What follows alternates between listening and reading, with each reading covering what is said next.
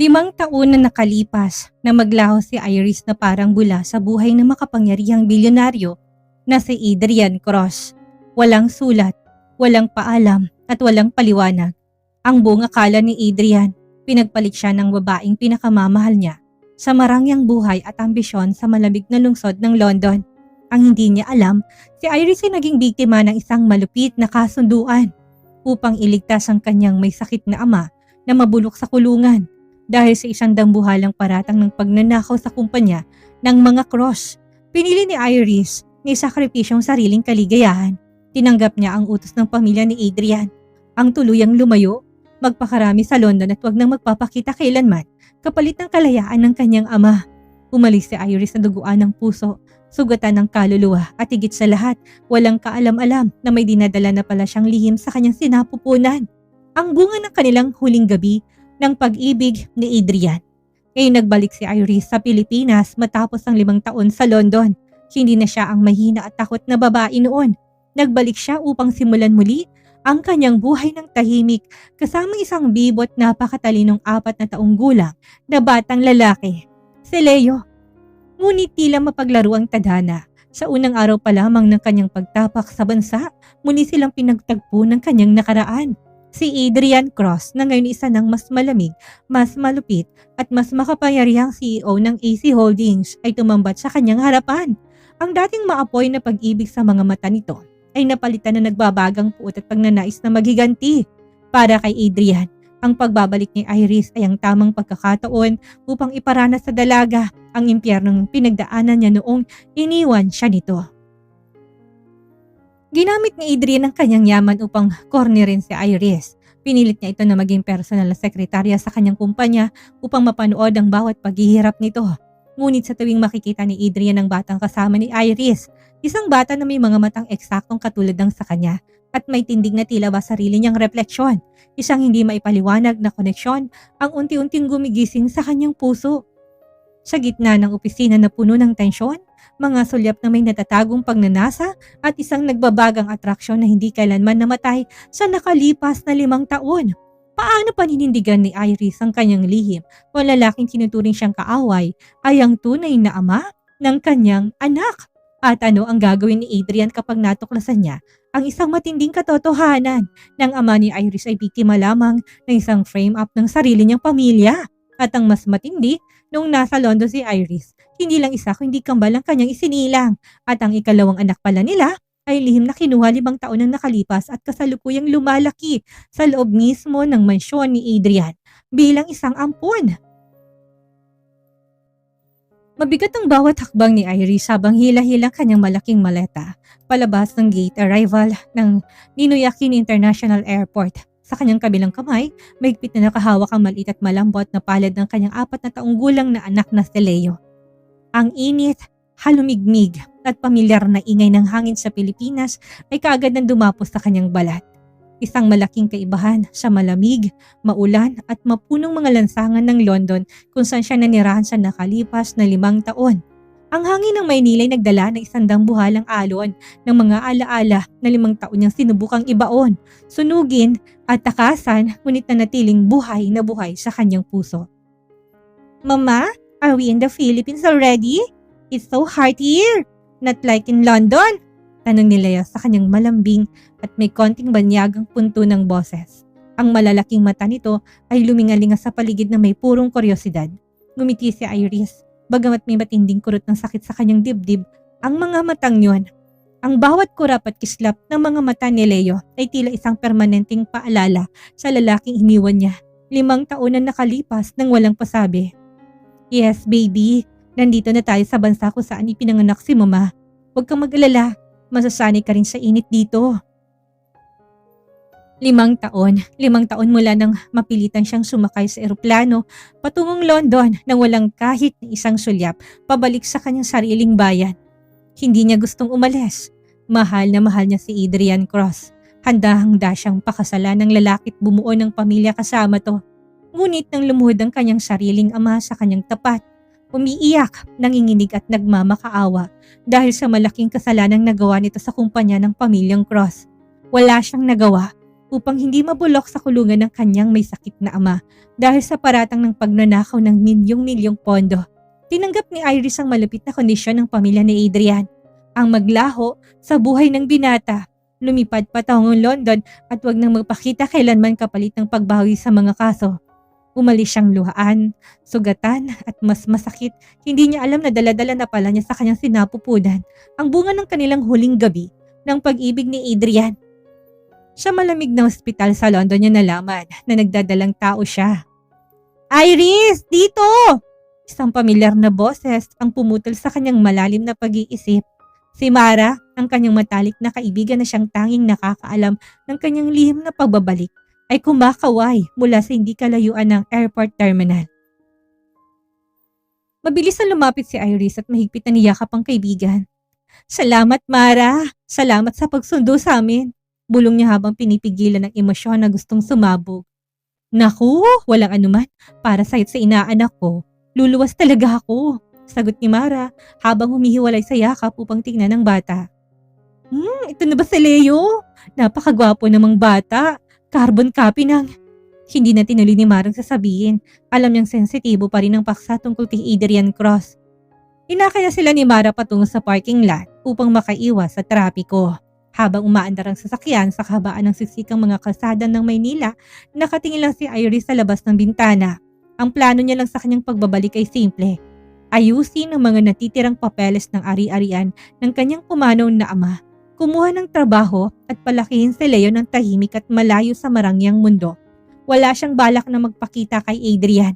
Alam niyang galit ito sa kanya. Sa mga balitang nababasa niya sa internet noong nasa London pa siya, alam niya naging isa sa mga pinakamalupit, pinakamayaman at pinakamailap na CEO si Adrian Cross sa bansa. Isang lalaking tuluyan ng binalot ng yelong puso matapos niyang iwan. Ngunit ang tadhana ay may sariling malupit na laro. Pagkarating nila sa isang sikat na marangyang mall kung saan sila unang kakain ni Mara bago dumiretso sa apartment, abala si Iris sa pagkuha ng panyo sa kanyang bag habang si Leo naman ay masayang naglalakad sa kanyang tabi. Sa isang iglap, dahil sa kuryosidad ng bata, aksidente nitong nabanggang isang matangkad na lalaking kasalukuyang naglalakad palabas ng isang mamahaling butik. Ang laroang kotse na dala ni Leo mula sa London ay nalaglag at gumulong huminto sa sapatos ng lalaki. "I'm sorry, mister," magalang na sabi ni Leo sa kanyang maliit na boses. Yumuko ang lalaki upang pulutin ng laruan. Suot nitong isang pasadyang gray suit na lalong nagpadominante sa kanyang matikas na tindig. Meron itong matitigas na panga, matangos na ilong at mga matang tila kayang tunawin ng sinumang tumitig dito sa lamig. Nang iangat na lalaki ang kanyang mukha upang tignan ng bata at pagkatapos ay tumingin sa babaeng kasama nito. Tuluyan ang humintong mundo ni Iris. Ang hangin sa kanyang baga ay tila naglaho ng tuluyan. Si Adrian Cross, ang lalaking gabi-gabi niyang napapanaginipan sa malamig na silid niya sa London, ay nakatayo ngayon sa kanyang tapat. Hawak ang laruan ng kanilang anak at nakatitig sa kanya na may nagbabagang galit.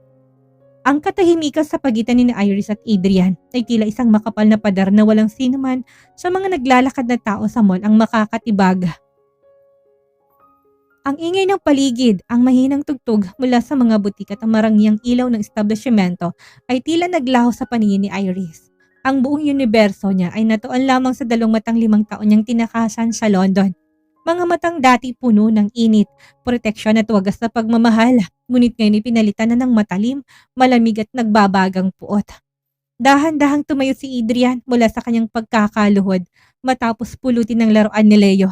Ang maliit na kotseng galing sa London ay tila napakalit sa loob ng kanyang malalaki at makapangyarihang palad. Tinignan niya si Iris mula ulo hanggang paa. Walang emosyon ng kanyang mukha, ngunit ang mariing pagtagis ng kanyang mga paa ay sapat na upang malaman ni Iris na may isang dambuhalang bagyo sa likod ng katahimikang yun. Isang mapait, mapang-aping ngiti ang dahan-dahang gumuhit sa mga labi ng bilyonaryo. Iris, ang pagbigkas ni Adrian sa kanyang pangalan ay tila isang hatol ng kamatayan. Mababa ang boses nito, bariton at puno ng sarkasmo na bumasag sa katahimikan. Matapos ang 5 taon na marangya at masayang buhay sa London, nagpasya ka palang bumalik sa bansang iniwan mo na parang basahan. Naitikom ni Iris ang kanyang mga labi upang pigilan ang panginig ng kanyang ibabang labi. Ramdam niyang pangangatog ng kanyang mga tuhod at kung hindi lang dahil sa bigat ng sitwasyon ay baka natumba na siya sa sahig. Pinilit niyang manatiling matatag sa harap ng lalaking labis niyang sinaktan. Kahit pa ang katotohanan ng kanyang pagsasakripisyo ay kabaligtaran ng iniisip nito. Adrian, kumusta ka na? Yun lang ang tanging salitang lumabas sa kanyang tuyong lalamunan. Isang mahinang bulong na halos mapatid. Isang maikling halakak na walang bakas ng kaligayahan ang pinakawalan ni Adrian. Umakbang siya palapit isang hakbang na nagpaliit sa espasyo sa pagitan nila. Sapat upang maamoy ni Iris ang pamilyar at mamahaling pabango nito na may halong amoy ng kapangyarihan at tagumpay. Kumusta ako?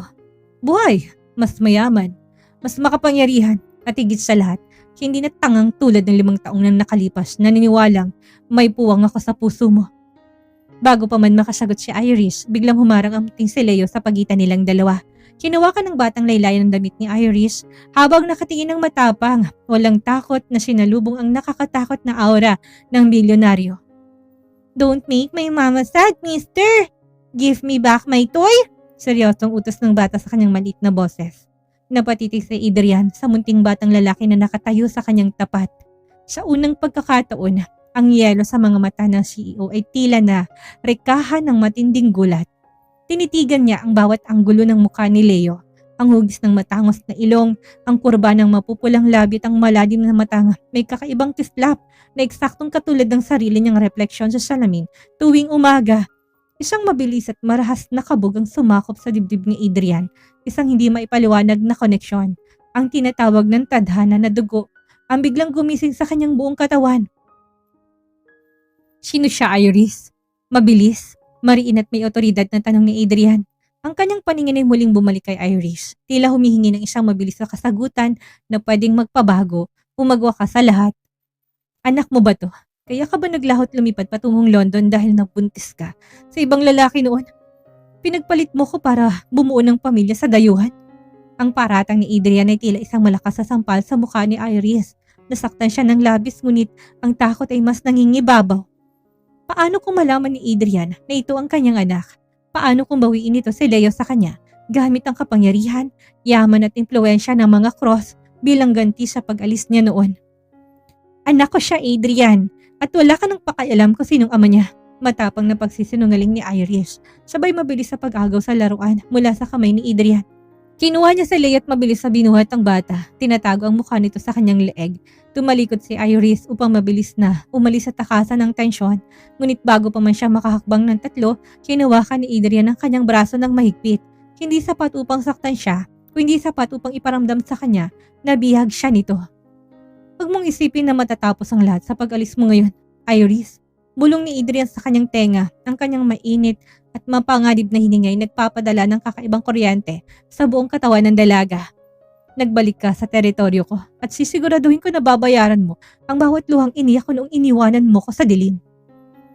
Ang unang gabi ni Iris sa maliit at simpleng apartment na nirentahan para sa kanya ng matalik na kaibigang si Mara ay napuno ng katahimikan at malalim na pag-iisip. Habang pinagmamasdan niya ang mahimbing na natutulog na si Leo sa ilalim ng banayad na ihip ng electric fan, hindi pa rin maalis sa kanyang isip ang matitigas at nagbabagang mga mata ni Adrian Cross. Ang takot na malaman ng milyonaryong katotohanan tungkol sa ama ng bata ay tila isang multo na patuloy na nag-aabang sa dilim ng kanyang mga gabi. Kinaumagahan, maagang nagising si Iris upang maghanda para sa kanyang unang job interview sa Maynila. Dahil sa tuluyang pagbagsak ng kumpanya ng kanyang pumanaw na ama noon, kailangan niya magsimula muli sa pinakamababang baitang. Ang inaplayan niya sa tulong ng isang online agency ay isang posisyon bilang executive assistant sa isang malaking real estate conglomerate, ang AC Holdings. Ayon sa agency, malaki ang sahod dito. May magagandang benepisyo at higit sa lahat, sapat upang mapag-aral na si Leo sa isang magandang pribadong paaralan pagdating ng panahon. Kaya mo to, Iris. Para kay Leo, kakayanin mong lahat. Bulong niya sa sarili habang inaayos ang kanyang simpleng corporate attire at simpleng itim na heels sa harap ng salamin. Nang makarating siya sa dambuhalang gusali ng AC Holdings sa gitna ng Bonifacio Global City, labis siyang humanga sa modernong karangyaan nito. Ang lahat ng empleyado ay formal, abalat ang buong kapaligiran ay nagutos ng matinding profesionalismo. Ginabayan siya ng isang mabait na HR manager patungo sa pinakamataas na palapag kung saan matatagpuan ang opisina ng pinuno ng kumpanya para sa kanyang pinal na interview. Ang ating CEO ay napakatindi pagdating sa mga detalye at lubos na strikto, Miss Iris. Sana ay handa ka. Nakangiting paalala ng HR manager bago dahan-dahang binuksan ng dambuhalang pinto ng CEO office. Pumasok si Iris na may hawak na folder ng kanyang resume. Ang kanyang puso'y pumipintig na napakabilis dahil sa kaba. Ngunit nang umikot ang malaking swivel chair sa tapat na malaking glass window na nagpapakita ng tanawin ng buong syudad, tila gustong gumuho ng semento sa ilalim ng kanyang mga paa. Nandoon si Adrian Cross, nakaupo ng may natural na karangyaan at otoridad at suot ang isang itim na polo barong na pinalabas ang gilas ng kanyang matikas na katawan at may hawak na mamahaling fountain pen. AC Holdings. Ang AC ay nangangahulugang Adrian Cross. Itong kumpanya ng kanyang dating kasintahan na 5 taon niyang tinakasan sa London. Maupo kami sa Iris. Malamig na utos ni Adrian. Hindi man lang ito nag-abalang tignan ng folder ng resume na nilapag niya dahil alam na nitong bawat detalye ng kanyang buhay. Nagulat ka ba? Akala mo ba makakatakas ka pa sa akin sa ikalawang pagkakataon matapos mo kong takasan noon? Adrian, ikaw ang may-ari ng kumpanyang ito? Tanong ni Iris. Dahan-dahang naupo na siya dahil sa pangangatog ng tuhod habang hawak ang kanyang bag ng mahigpit. Kung alam ko lang na sa'yo to, hindi na ako nagpunta dito. Aalis na ako. Sino nagsabi sa'yo na may karapatan kang umalis? Pagputol ni Adrian, sabay maras na bagsak ng mga kamay sa mesa na lumika ng malakas na tunog. Tumayong bilyonaryo at dahan-dahang lumakad patungo sa direksyon ni Iris. Tulad ng isang gutom na leon na kinorner ang kanyang biktima. Inaprubahan ko ng aplikasyon mo. Ikaw magiging bagong personal assistant ko simula ngayon. At kung tatanggihan mong trabahong ito, sisiguraduhin ko na walang kahit isang kumpanya sa buong bansang tatanggap sa'yo. Kakailanganin mo ng pera para sa anak mong galing ng London, hindi ba? Napatitig si Iris sa matitigas na mata ni Adrian. Nakita niyang laro ng lalaki. Nais siya nitong makasama araw-araw upang iparanas sa kanya ang impyerno ng paghihigante. Ngunit habang nakatingin siya sa malapit na mukha ng lalaki, hindi niya mapigilang makaramdam ng pamilyar na atraksyon na 5 taon niyang ipinagkait sa sarili. Bakit mo to ginagawa, Adrian? Mahinang tanong ni Iris sa basag na boses. Nilapit ni Adrian ang kanyang muka, ilang pulgada na lamang agwat mula sa mga labi ni Iris upang maramdaman nilang nagbabagang init ng bawat isa. Dahil gusto ko na makita kung paano ka magmakaawa sa akin, Iris. Kung paano mo pagsisihan ng araw na iniwan mo ko sa dilim. Ang unang linggo ni Iris bilang personal assistant ni Adrian Cross ay naging isang walang katapusang pagsubok sa kanyang pasensya at katatagan. Walang tigil ang mga utos ng bilyonaryo, mga gawain kung minsan lang pasasaklaw ng kanyang trabaho, mula sa pag-aayos ng kanyang mga pinakasensitibong business profiles hanggang sa pagkuha ng kanyang paboritong kape sa isang partikular na shop na may 3 palapag ang layo mula sa kumpanya. Tila ginagawa ni Adrian ang lahat upang makita siyang mapagod at sumuko. Ngunit hindi nagrereklamo si Iris. Sa tuwing nakakaramdam siya ng matinding pagod, ang mukha ng munting selayong nagiging lakas niya. Ang sahod na ibinibigay ni Adrian ay doble sa karaniwang natatanggap ng isang sekretarya at sapat na yon upang matiyak ang magandang kinabukasan ng kanyang anak. Miss Iris, dali mo mga dokumentong ito sa conference room. May board meeting ako sa loob ng 5 minuto. Malamig na utos ni Adrian habang hindi malang tumitingin sa kanya, abala sa pag-type sa kanyang laptop. Opo, Sir Adrian. Formal na sagot ni Iris. Maingat niyang binuhat ang makakapal na folder at sumunod sa matikas na hakbang ng kanyang boss patungo sa boardroom. Habang nagaganap ang meeting, nakatayo si Iris sa gilid, handang mag-abot ng mga kailanganing papeles. Doon niya nakita kung gaano kalaki ang pinagbago ni Adrian sa nakalipas na 5 taon. Ang dating lalaking masayahin at puno ng pangarap ay napalitan ng isang mapanganib, matalino at walang katapat na negosyante. Ang bawat salita nito ay may otoridad na nagpapatahimik sa mga matatandang shareholder ng kumpanya. Ngunit sa gitna ng seryosong talakayan, hindi mapigilan ni Iris ang makaramdam ng matinding hilo. Ang puyat sa pag-alaga kay Leo kagabi na may konting siphayo at ang hindi pag-almusal dahil sa pagmamadali biglang sumingil sa kanyang katawan. Nagdilim ang kanyang paningin at nawala ng balanse ang kanyang mga paa. Kalabog. Nalaglag ang mga hawak niyang papeles sa sahig.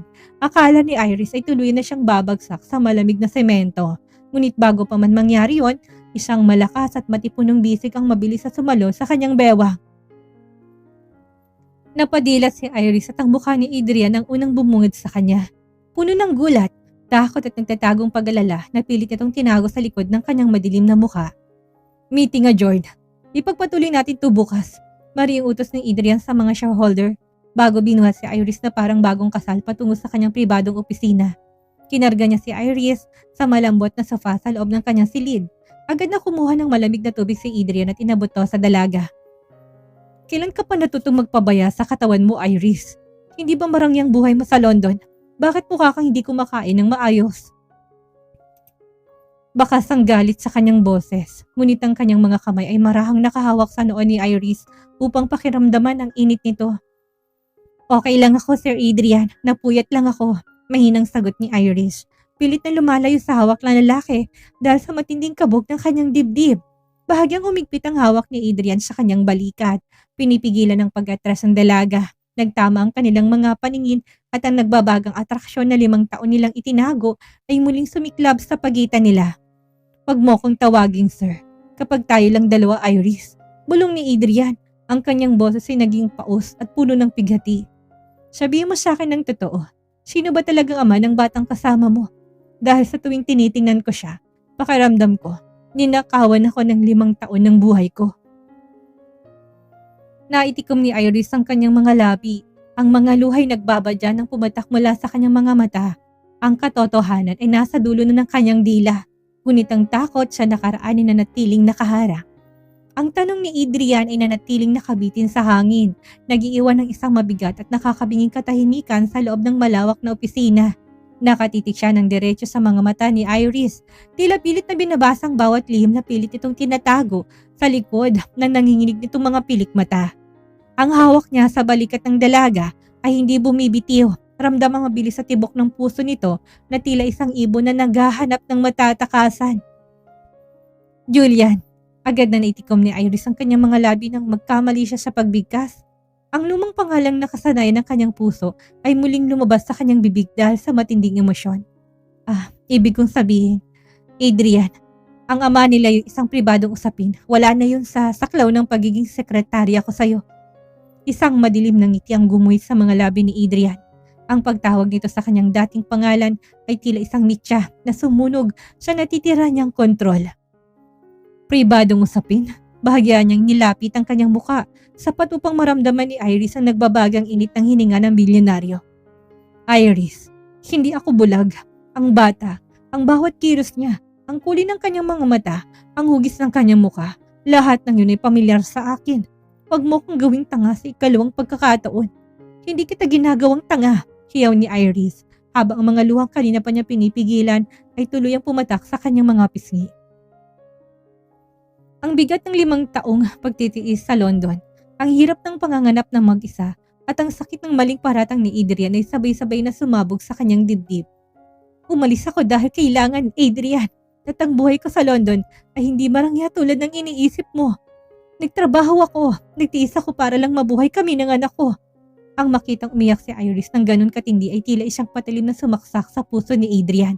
Ang puot na 5 taon niyang inalagaan sa kanyang dibdib ay biglang natunaw, napalitan ng isang matinding pangungulila na matagal niyang pinagkait sa sarili. Ang pagmamahal na pilit niyang ibinaon sa yelo ay muling nag-alab ng mas matindi pa sa dati. Iris, pausang boses ni Adrian habang dahan-dahang binitawan ng balikat ng dalaga at sa halip ay maranghang hinaplos ang basang pisngi nito gamit ang kanyang hinlalaki. Kung ganun, bakit mo ko iniwan? Bakit mo ko hinayaang mamatay sa sakit gabi-gabi habang iniisip ko kung saan ako nagkulang? Adrian, pakiusap. Huwag ngayon.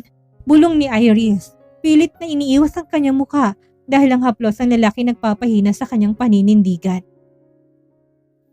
Ang hila ng nakaraan ay masyadong malakas at ang kalapitan ng kanilang mga katawan ay tila isang magnet na hindi kayang labanan ng kahit na anong lakas. Hindi na nakinig si Adrian sa mga pakiusap ng dalaga. Ang kanyang paningin ay bumaba sa mapupulang labi ni Iris na bahagyang nakabukas dahil sa paghingal. Sa isang iglap, tuluyan na naglahong lahat ng galit at paghihiganti. Hinila ni Adrian ang bewang ni Iris patungo sa kanya at mariing nilapat ang kanyang mga labi sa mga labi ng dalaga. Isang halik na puno na nag-uumapaw na pangungulila, sakit at matinding pagnanasang subakop sa kanilang dalawa. Sa unang sandali, pilit na tinulak ni Iris ang matitigas sa dibdib ni Adrian, ngunit nang maramdaman niyang pamilyar na lambing at ang panginginig ng mga labi ng lalaki, tuluyan ang bumigay ang kanyang depensa. Napakapit si Iris sa leeg ni Adrian habang tinutugon ng halik nito na may parehong kasabikan. Sa ilalim ng saksi ng malaking salamin ng opisina na nagpapakita ng magandang tanawin ng syudad, hinayaan ng dalawang nagmamahalang pusong malunod sila sa tamis ng kahapon. Isang halik na nagpabura sa 5 taon ng distansya ng London at Pilipinas. Ngunit kasabay nun ay ang pagsilang ng isang mas malaking takot sa puso ni Iris. Paano niya mapapanatili ang kanyang lihim ngayon na muli na nabuksan ang pinto ng kanilang pag-ibig? Ang halik na naganap sa loob ng pribadong opisina ni Adrian ay naging mitya na isang malaking gulo sa natitirang depensa ni Iris. Hindi niya may pagkakailan tibok ng kanyang puso, ngunit ang takot na tuluyang masirang kanyang tahimik na buhay kasama sila yung nagtulak sa kanya upang maghain ng isang distansya. Matapos ang gabing yun, pinilit ni Iris na ibalik ang lahat sa pagiging formal. Iwas tingin siya sa tuwing papasok sa silid ng bilyonaryo at tanging mga ulat tungkol sa negosyo lamang ang lumalabas sa kanyang mga labi. Ngunit kung si Iris ay pilit na lumalayo, si Adrian naman ay gumagawa ng bawat paraan upang mapalapit. Ang yelo sa mga mata ng CEO ay tila unti-unti na natutunaw sa tuwing nakikitang dalaga at mas madalas na itong magutos sa mga gawaing nangangailangan ng kanilang magkasamang pag-alis sa opisina. Ang marupok na katahimikang ito ay mabilis na nabulabog sa pagdating ng isang hindi inasahang bisita sa Easy Holdings. Adrian! Cross my heart! I miss you so much! Isang matinis at maingay na boses ng babaeng biglang umalingaw sa labas ng CEO office. Kasunod ng barangyang tunog ng mga takong, pumasok sa loob ng secretary area ang isang babaeng gilas na gilas sa karangyaan. Si Samantha, ang anak ng isang mayamang negosyo ng pamilyang Cross. Siya ang babaeng matagal ng pinagkakasundo ng matandang patriarch ng mga Cross kay Adrian upang mas lalong mapagtibay ang kanilang imperyo. Suot nito ang isang mamahaling designer dress mula sa Paris at may bitbit na mamahaling regalo para sa bilyonaryo. Ngunit ang kanyang mapanuring mga mata ay agad na napako kay Iris na kasalukuyang nag-aayos ng mga dokumento sa kanyang mesa. Tinitigan ni Samantha si Iris mula ulo hanggang paa na may matinding panghahamak. So, the rumors are true. Ang babaeng naging dahilan ng iskandalo 5 taon na nakakalipas ay nagbabalik at nagagawa mo pang magpakita sa pamilyang ninakawan ng ama mo. Napatayo si Iris. Ang kanyang mga kamay ay nanginginig sa hawak na papel, ngunit pinilit niyang panatilihin ang kanyang dignidad. Magandang umaga, Miss Samantha. Kung may kailangan po kayo kay Sir Adrian, maaari ko po kayong i-anunsyo. Huwag mo kong ma-miss Miss Samantha dyan! Isang hamak na sekretarya na may madungis na nakaraan. Walang karapatang humarang sa daraanan ko. Maring hiyaw ni Samantha sabay tulak sa pinto ng opisina ni Adrian. Agad na sumunod si Iris upang mamagitan, ngunit bago pa man lumalang sitwasyon ay nakatayo na si Adrian sa tapat ng kanyang lamesa. Ang kanyang muka'y kagad na nabalot ng pamilyar na yelo nang makitang eksena. Mabilis na lumapit si Samantha at humawak sa braso ng bilyonaryo. Adrian, darling, bakit hinayaan mo na magtrabaho dito ang isang magnanakaw? At ang balita sa labas, may kasama daw siyang bata. Kung sabing nagpaloko ka na naman sa kanya matapos kanyang iwanan sa London. Mabilis at marasa binawi ni Adrian ang kanyang braso mula sa pagkakahawak ni Samantha. Ang kanyang mga mata ay naging kasing talim ng patalim habang nakatitig sa babae. Samantha, lumabas ka sa opisina ko bago ko ipag-utos sa mga security na kaladkarin ka palabas ng gusaling ito. At hindi mo pwedeng insultin si Iris sa harap ko o kahit na sang sulok ng kumpanyang ito. Ipagtatanggol mong babaeng yan laban sa akin? Hiyaw ni Samantha. Ang mukha ay namula sa matinding kahiyan at galit. Tumingin ito ng matalim kay Iris, puno ng lason at pagbabanta. Pagsisisihan mo to, Iris. Akala mo ba madali mo makukuhang muli si Adrian? Kung nagawa ka naming palayasin, 5 taon na nakakalipas, mas madali kitang wawasakin ngayon. Patakbong lumabas si Samantha habang umiiyak sa galit, ngunit ang kanyang mga huling salita ay nag-iwan ng isang malaking tanong sa isip ni Adrian. Kung nagawa ka naming palayasin, 5 taon nang nakalipas. Nang gabi rin yun, matapos ang magulong araw, pinuntahan ni Adrian si Iris sa tapat ng apartment nito. Nang buksan ni Iris ang pinto, agad siyang hinila ni Adrian sa isang mahigpit na yakap. Ibinaba ang kanyang mukha sa leeg ng dalaga habang nanginginig ang kanyang katawan. Iris, anong ibig sabihin ni Samantha? Mahinang tanong ni Adrian sa basag na boses. May alam bang pamilya ko sa pag-alis mo noon? Sabihin mo sa akin ng totoo dahil natatakot ako na baka ang pamilya ko ang totoong dahilan kung bakit tayo nawasak. Ang bawat salita ni Adrian nung gabing yon sa labas ng apartment ay naging mitya ng matinding kaguluhan sa isip ng bilyonaryo. Hindi pinatulog si Adrian. Ang mga binitawang salita ni Samantha ay nag-iwan ng malaking lamat sa tiwala niya sa sarili niyang pamilya. Kaya naman kinaumagahan gamit ang kanyang kapangyarihan bilang CEO, lihim na pinagutos ni Adrian ng isang malalimang investigasyon sa lahat na nangyari 5 taon nang nakakalipas. Mula sa sinasabing pagnanakaw ng ama ni Iris hanggang sa mga confidential na dokumento ng pamilyang Cross. Habang naghihintay ng resulta, pumasok si Iris sa opisina na may mabigat na dinalang emosyon. Ngunit hindi pa man siya nakakaupo sa kanyang lamesa. Isang tawag mula sa kanyang matalik na kaibigang si Mara ang nagpasingap sa kanya. Iris, si Leo! Wala si Leo sa school! Sabi ng teacher niya may sumundo sa kanyang mga lalaking nakasuit at sinabing utos daw ng mga Cross. Hysterical na hiyaw ni Mara sa kabilang linya. Nalaglag ang hawak na cellphone ni Iris. Ang kanyang buong mundo'y tila gumuho.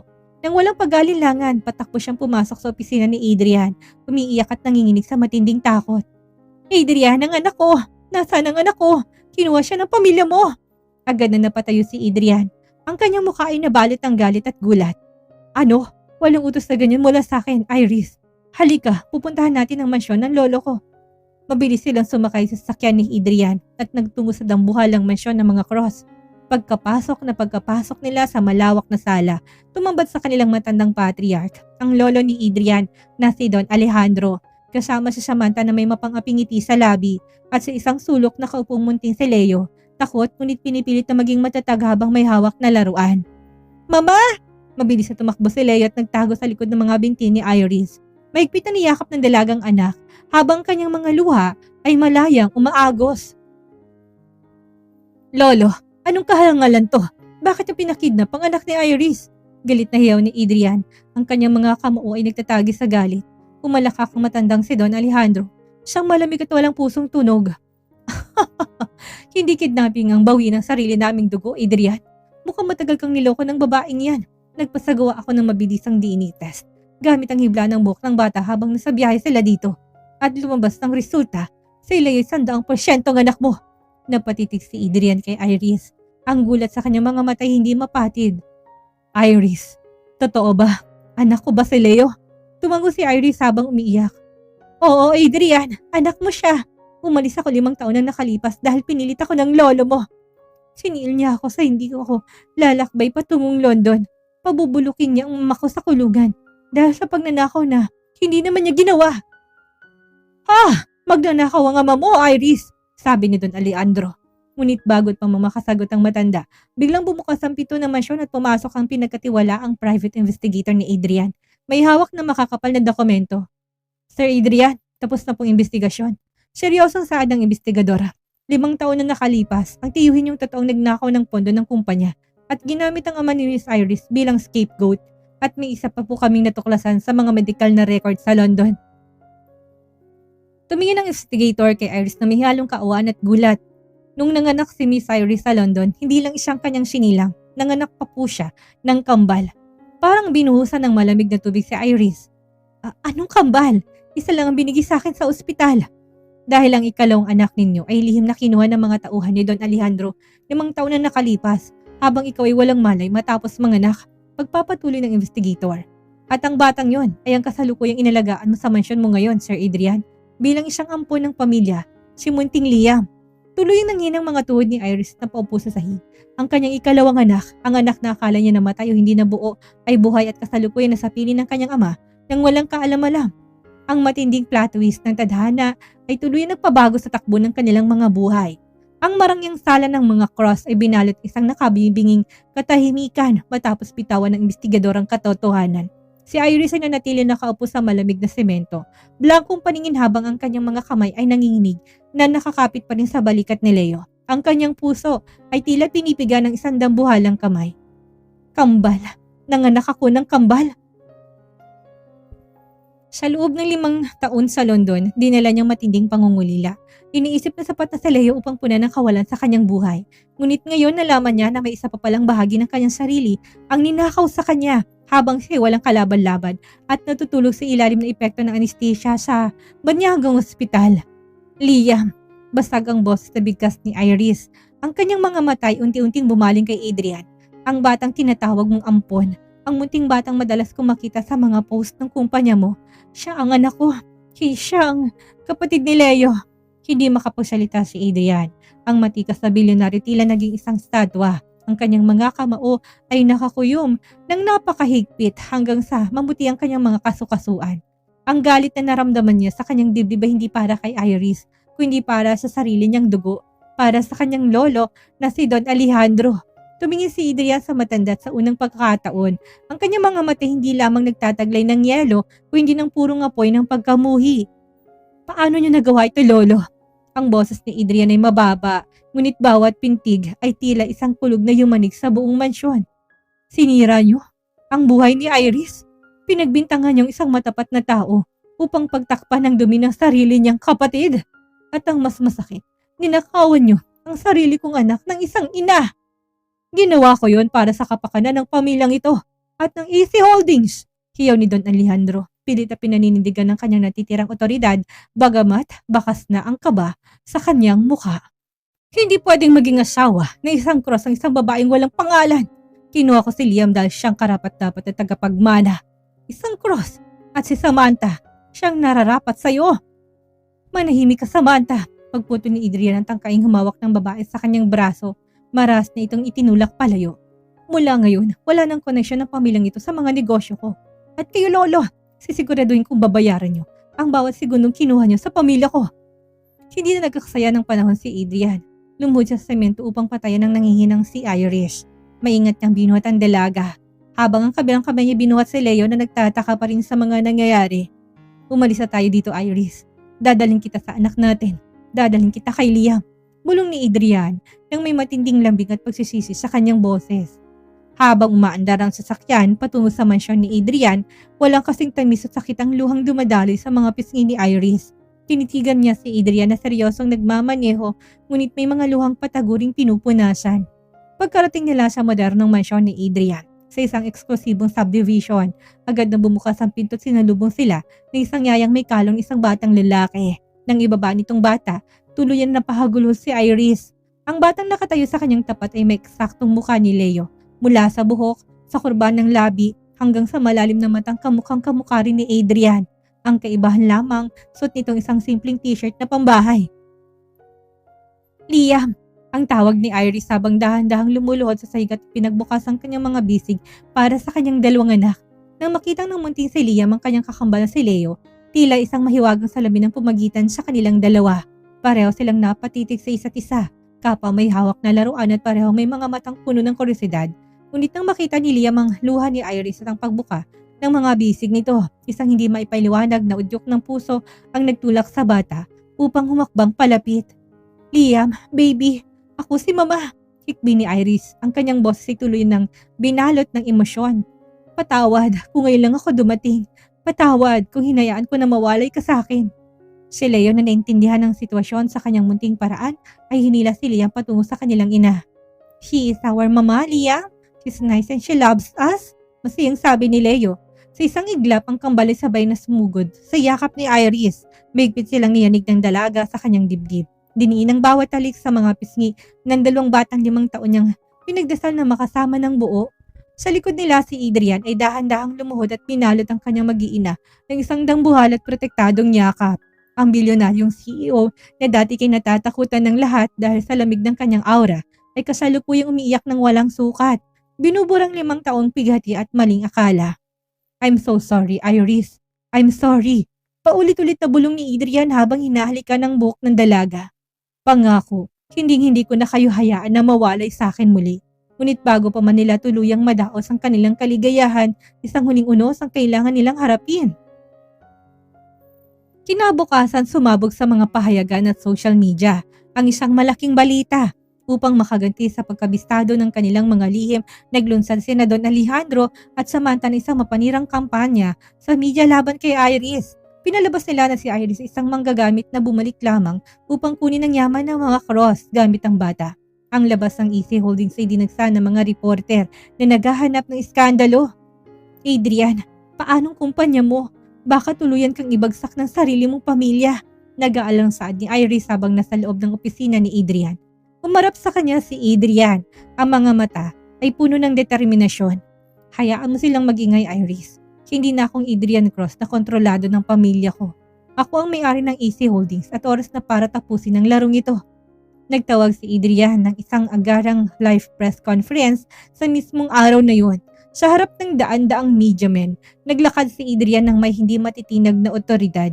Hawak ang kamay ni Iris sa kanyang kanan habang sa kanyang kaliwa ay ang dalawang magkaparehong munting bata na sina Leo at Liam. Kasama rin nilang pumasok ang mga opisyal mula sa National Bureau of Investigation or NBI. Narito ako ngayon upang ituwid ang lahat ng kasinungalingan. Panimula ni Adrian sa harap ng mga mikropono. Pinakita niya sa dambuhalang screen ng mga nakuha niyang audit reports 5 taon nang nakakalipas na nagpapatunay ng sarili niyang tiyuhin ng nagnakaw sa kumpanya. At ang ama ni Iris ay biktima lamang ng frame-up. Kasunod nun ipinakita niyang opisyal na DNA at birth records mula sa London. Si Iris, ang aking isang babaeng minahal at siyang biological na ina ng aking mga kambal na anak na sina Leo at Liam.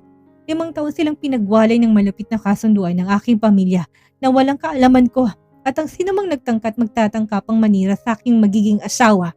Ang boses ni Adrian na naging kasing talim ng espada habang nakatingin sa kamera ay haharapin ang buong puwersa ng batas. Kasabay ng pagtapos ng kanyang salita, pinalabas sa screen ng balita na kasalukuyang inaresto ng mga otoridad si Don Alejandro at ang tiyuhin ni Adrian at si Samantha sa mga kasong falsification of documents, cyber libel at child trafficking dahil sa pagkuha kay Liam noon sa London. Nakahinga ng maluwag si Iris habang marahang pinipiga ang kamay ng lalaki nagbigay sa kanya ng hustisya. Ang bagyo ay tuluyan ng lumipas at ang langit ay nagsisimula na maging asul para sa kanilang bagong umaga. Isang buwan matapos ang makasaysayang press conference na yumanig sa buong bansa, tuluyan na nanumbalik ang katahimikan at liwanag sa buhay ni Iris at Adrian. Ang Vanguard Group at AC Holdings ay mas lalo pang tumatag dahil sa katapatan at katapangang ipinamalas ng bilyonaryong CEO upang protektahan ang kanyang pamilya. Sina Don Alejandro, ang tiyuhin ni Adrian at si Samantha ay formal na nahatulan ng batas at kasalukuyan na nagdurusa sa loob ng kulungan. Malayo sa marangya at mapaglarong mundong dati ay pilit nilang pinagmamalaki gamit ang kasinungalingan. Ngunit ang pinakamagandang balita sa lahat ay ang pagdating ng araw na matagal ng pinagdarasal ng kanilang mga puso. Ang araw ng kasal ni na Adrian at Iris. Ginanap ang seremonya sa isang pribado at napakagandang hardin na nakaharap sa dagat na napapaligiran ng mga puting rosas at nagniningning ng mga ilaw. Ang mga dumalo ay mga pinakamalalapit lamang na kaibigan tulad ni Mara at mga taong naging saksi sa kanilang mga sakripisyo malayo sa magulong mata ng media. Nang tumugtog ang isang malambing na instrumental na piano, tila humintog pagtibok ng puso ni Adrian habang nakatayo sa tapat ng altar. Naglalakad patungo sa kanya si Iris. Suot ang isang napakagandang white lace wedding gown na may mahabang belong tinatamaan ng banayad na hangin. Wala nang bakas ng lungkot, hirap at tindi ng malamig na panahon sa London. Tanging purong kaligayahan at wagas sa pag-ibig ang sumisining sa kanyang mga mata. Sa magkabilang tabi ay naglalakad ang magkamba na sina Leo at Liam na parehong suot ang kanilang mini barong, masayang nagkakalat ng mga talutot ng bulaklak sa daanan ng kanilang ina. Nang makarating si Iris sa altar, maingat na kinuha ni Adrian ang kanyang kamay at ninalato sa kanyang mga labi habang may luhang pumapatak mula sa kanyang mga mata. "You are the most beautiful woman in the world, my wife. Thank you for coming back to me." Bulong ni Adrian na nagpadala ng matamis na pumumula sa mga pisngi ni Iris. "Salamat, Adrian. Salamat sa pagtupad sa pangako mo at sa pagiging kanlungan ng mga anak natin." Tugon ni Iris sa basag ngunit masayang boses. Humarap sila sa altar at taimtim na binitawan ng kanilang mga sumpa ng pag-ibig. Sa harap ng Diyos at ng kanilang mga saksi, nangako si Adrian na alagaan, poprotektahan at mamahalin si Iris, si Leo at si Liam sa bawat sandali ng kanyang buhay. At si Iris naman ay nangako magiging katuwang ni Adrian sa lahat ng hirap at ginhawa nang wala ng London o anumang distansyang makakapagwalay sa kanilang muli. Ngayon, dinedeklara ko kayo bilang mag-asawa. You may now kiss the bride. Saad ng pari, inangat ni Adrian ang belo ni Iris, tinawakan ng bewang nito upang ilapit sa kanya. Ang kanilang mga labi naglapat sa isang matamis, malalim at mapagpalayang halik. Isang halik na nagudyat ng pagtatapos ng kanilang mga lihim at simula na isang walang katapusang bukas. Ang buong paligid ay napuno ng masigabong palakpakan at hiyawan ng tuwa, habang si Mary patagong nagpunas ng luha sa labis na katuwiran. Makalipas ang 1 taon, isang masayang tawanan ng umalingaw sa malawak na hardin ng bagong mansyon ng mga Cross. Nakaupo si Iris sa isang magandang tumba-tumba habang pinapanood si Adrian na nakikipaghabulan kina Leo at Liam sa malambot na damuhan. Ang bilyonaryong CEO na dati kinatatakutan ng lahat dahil sa lamig ng kanyang aura'y kasalukuyang gumagapang sa damo habang kinikiliting humahalakak na kambal. Dahan-dahang inaplos ni Iris ang kanyang tiyan na bahagyang matambok na ngayon. Isang bagong himalang kasalukuyang lumalaki sa kanyang sinapupunan. Isang bunga ng wagas na pag-ibig nila ni Adrian na binuo ng tadhana mula sa isang masakit na nakaraan. Nang mapansin ni Adrian na nakatitig sa kanila si Iris, binuhat niya si Leo at Liam sa kanyang magkabilang balikat at naglakad patungo sa kanyang asawa. Lumuhod si Adrian sa tapat ni Iris at nilalog ang kanyang mukha sa tiyan nito upang mag-iwan ng isang malambing na halik. Mahal kita, Iris. Salamat sa pagiging matatag para sa pamilya natin. Nakangiting sabi ni Adrian habang nakatingin ng diretso sa mga mata ng asawa. Yumakap si Leo at Liam sa leeg ng kanilang ina. I love you, Mama. I love you, Papa. Sabay na sabi ng kambal. Niyakap ni Iris ang kanyang mag-ama nang napakahigpit. Ang malupit na kasundo ang nag-iwan sa kanya ng sugat. 5 taon nang nakalipas sa London ay siya palang tulay upang matagpuan niya ang kanyang tunay na pamilya. Ang nawawalang anak at ang lalaking nagmamahal sa kanya magpakailanman. Sa wakas, ang kwento ng pagbabalik ng kahapon ay nakatagpo na ng kanilang sariling perpektong happy ending. Ipinakita ni Iris ng tunay na pagmamahal ay handang magtiis at magparaya. Ang pagtanggap niya sa utos na lumipad patungong London at iwan ng lalaking pinakamamahal niya hindi tanda ng kahinaan, kundi patunay ng kanyang wagas sa pagmamahal sa kanyang ama. Ang pag-ibig ay hindi lamang tungkol sa sariling kaligayahan, kundi sa proteksyon ng mga taong mahalaga sa atin.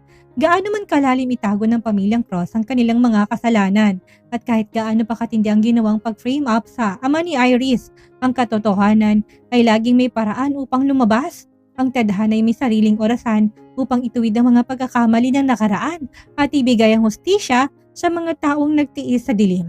Ang pagkakahati sa kambal na sina Leo at Liam ay isang malupit na biro ng tadhana, ngunit ipinakita ng kwento na ang tawag ng dugo ay hindi kayang burahin ng distansya o ng mahabang panahon.